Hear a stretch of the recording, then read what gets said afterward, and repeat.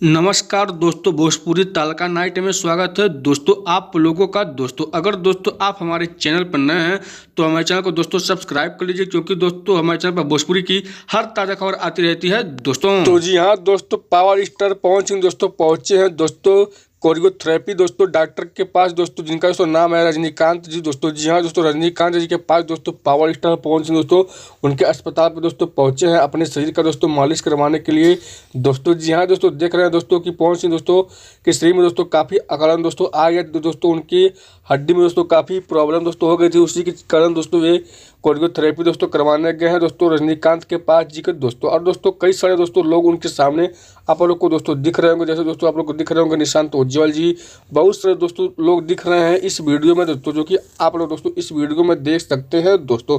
तो अगर दोस्तों आप लोग को दोस्तों ये वीडियो अच्छा लगता है दोस्तों, तो आप लोग हमारे वीडियो को लाइक कीजिए, चैनल को सब्सक्राइब करिए। तो मिलते हैं दोस्तों कुछ अगले खबर में, तब तक के लिए नमस्कार दोस्तों।